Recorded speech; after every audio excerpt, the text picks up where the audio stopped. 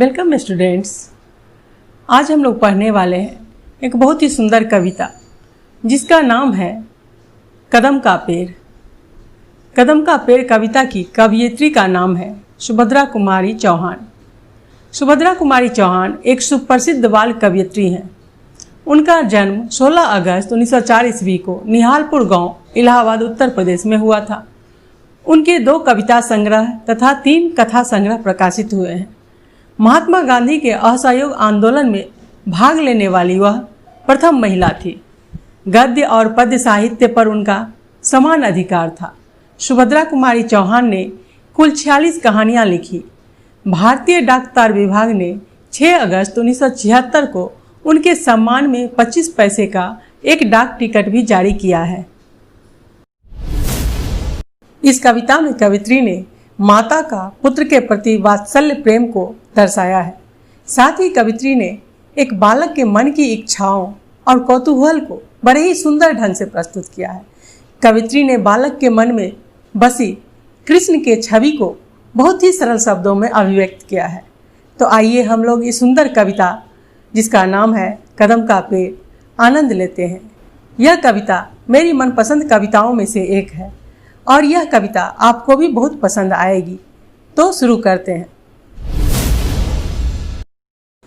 यह कदम का पेड़ अगर माँ होता यमुना तीरे, मैं भी उस पर बैठ कन्हैया बनता धीरे धीरे। ले देती यदि मुझे बांसुरी तुम 2 पैसे वाली, किसी तरह नीची हो जाती यह कदम की डाली। इस कविता में बालक अपनी माँ से कह रहा है कि माँ, यह कदम का पेड़ अगर जमुना के किनारे होता और तुम 2 पैसे वाली मुझे बांसुरी खरीद देती और किसी तरह से यह कदम की डाली अगर नीची हो जाती तो मैं इस पर बैठकर कन्हैया की तरह बन जाता धीरे धीरे, यानी मैं भी कन्हैया बन जाता। तुम्हें नहीं कुछ कहता पर मैं चुपके चुपके आता, उस नीची डाली से अम्मा ऊंचे पर चढ़ जाता। वहीं बैठ फिर बड़े मजे से मैं बांसुरी बजाता, अम्मा अम्मा कह बंसी के स्वर में तुम्हें बुलाता। और बालक फिर कहता है कि माँ, मैं तुम्हें कुछ नहीं कहता, चुपके चुपके आता और कदम की नीची डाली से मैं ऊंची डाली पे चढ़ जाता और वहाँ पर फिर बैठकर मैं बड़े आराम से बड़े मज़े से बांसुरी बजाता और उस बांसुरी के स्वर में अम्मा अम्मा कहकर मैं तुझे बुलाता। सुन मेरी बंसी को माँ तुम कितनी खुश हो जाती, मुझे देखने काम छोड़कर तुम बाहर तक आती। तुमको आती देख बांसुरी रख मैं चुप हो जाता, एक बार माँ कह पत्तों में धीरे से छिप जाता। बालक फिर अपनी माँ से कहता है कि माँ, तुम मेरी बंसी का स्वर सुनकर कितनी खुश हो जाती और मुझे देखने के लिए तुम अपना सब काम धाम छोड़कर बाहर आ जाती, और जब तुम बाहर आ जाती तो तुम्हें देखकर मैं बांसुरी रख देता और चुपचाप माँ कहकर पत्तों में छिप जाता। गुस्सा होकर मुझे डांटती, कहती नीचे आ जा, पर जब मैं न उतरता हंसकर कहती मुन्ना राजा। नीचे उतरो मेरे भैया तुम्हें मिठाई दूंगी, नए खिलौने माखन मिश्री दूध मलाई दूंगी। बहुत बुलाने पर भी माँ जब मैं न उतर कर आता, माँ तब माँ का हृदय तुम्हारा बहुत विकल हो जाता। अब बालक कहता है कि जब मुझे ऊंची डाली पर चढ़ा देखकर तुम मुझ पर गुस्सा करती, मुझे डांटती और कहती नीचे आ जा, और तब भी मैं जब उतरकर नीचे नहीं आता तब तुम मुझे हंसकर कहती मुन्ना राजा नीचे उतरो, तुम नीचे उतरोगे तो तुम्हें मिठाई दूंगी, नए खिलौने दूंगी, माखन मिश्री दूंगी। तुम मुझे ढेर सारे प्रलोभन देती, लालच देती। बहुत बुलाने पर भी मैं जब नहीं उतर कर नीचे आता तब तुम्हारा माँ का हृदय बहुत विकल हो जाता, यानी बहुत बेचैन हो जाता। तुम आंचल फैलाकर अम्मा वहीं पेड़ के नीचे ईश्वर से कुछ विनती करती, बैठी आंखें नीचे। तुम्हें ध्यान में लगी देख मैं धीरे धीरे आता और तुम्हारे फैले आंचल के नीचे छिप जाता। तुम घबराकर आंखें खोलती पर माँ खुश हो जाती, जब अपने मुन्ना राजा को गोद में ही पाती।